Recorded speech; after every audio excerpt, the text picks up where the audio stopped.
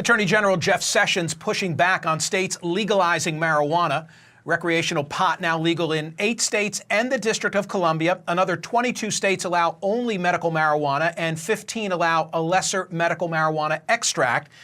But this week, Sessions sent a memo to U.S. attorneys. He reminded that federal law prohibits the possession and sale of marijuana.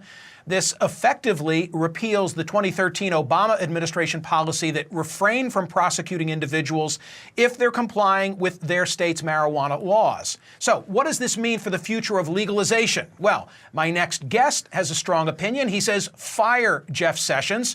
You know Ron Paul. He's the former congressman from the great state of Texas, presidential candidate. In 2011, he introduced legislation with Congressman Barney Frank to remove criminal penalties for marijuana use. It's great to have you back, Congressman. Thanks for being here. Why must Sessions go?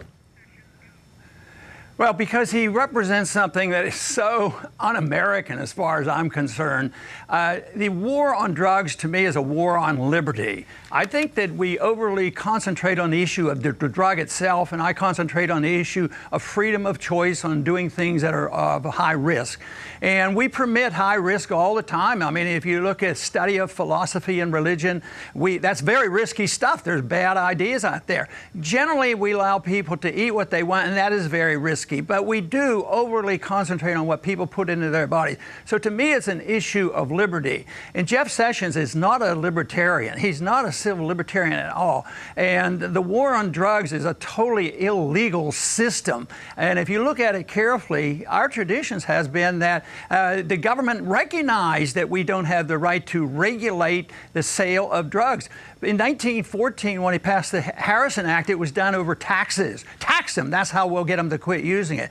1937, same thing with marijuana. The same thing when they wanted to manipulate Obamacare. They put taxes on it. They don't they don't endorse the concept they have a right to do all these things. So I think it's very questionable constitutionally. They shouldn't be doing it, but it's so terrible. It is an excuse to violate civil liberties wholesale, and Jeff Sessions has been one of the worst. And usually I don't ever get involved in these personality squabbles, but this is one major setback. Obama did something decent there. He backed off, and I thought that was a good move, and Sessions wants to reverse that. What I wanted to say, Congressman, is in the context of the pot case, I agree with you, and I think it tramples on states' rights. But in the Wall Street Journal today, there's an editorial that I think raises a valid point. Let me read a paragraph to you from the Journal. It says, social mores are changing and a majority of Americans support legalizing pot. But instead of taking the cop-out of blaming Mr. Sessions, legalizers in Congress ought to have the courage of their convictions and try and decriminalize pot nationwide. Let Senators Cory Gardner and Kamala Harris persuade their colleagues that's what's good for Colorado and California is what's good for the country. Don't they have a point? This is Congress's fault. Well, in a way, but what if it's unconstitutional? They shouldn't even be doing it. That's all you need is somebody that's dedicated to the Constitution. But if you look at the Rohrabacher law that was passed a couple of years ago, it really opens the door for Obama to have done what he did. And besides, they shouldn't do it. It's bad results. It's attack on liberty. It's unconstitutional. And people should have the right or the responsibility of dealing with what is dangerous. Once you get into this thing about government's going to protect us against ourselves, there is no protection of liberty. People are frightened about liberty. They always want it to be taken care of. But just because you legalize something doesn't mean everybody's going to do it. And then if you look at the consequences of the war, why don't the people just look and read and study prohibition? You know, they changed the Constitution because they knew this was not the right thing for the federal government to do. So they write an amendment to the Constitution. Total failure. And the war on drugs is every bit as bad and worse, but we have made progress. I brag about the fact that the libertarian message about allowing people to make these choices has been a good move, and now we've even introduced the notion of nullification. That should be a legal option, a constitutional option. The states are nullifying the intrusiveness of the federal government. So I think there's some great things that have been happening, and I predict that Sessions is not going to be victorious on this. And unfortunately, it's for a reason that I don't get excited about. It's because the states want to collect all those taxes. So it becomes this tax issue. I want to legalize freedom. I don't want to just do it because the states are going to get more revenues, but it's going to help us, cancel out this bad move by Sessions.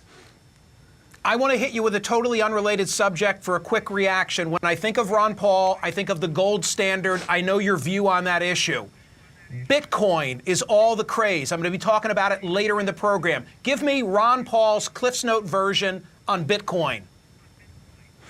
Well, first thing is, when in Congress, I introduced legislation to allow competing currencies because I abhor the system that we have. The official counterfeiters at the Federal Reserve, that is big mischief and a big problem. So the people should have the right to choose. And they did originally when money started. Then they picked gold and silver. But governments always took it over and abused that standard and monopolized it and then destroyed it, which we have done in this country. So first, I want to legalize all those options on what people want to use as money, but no fraud. You can't commit fraud. That's the problem with the government. So there's a regulation on there.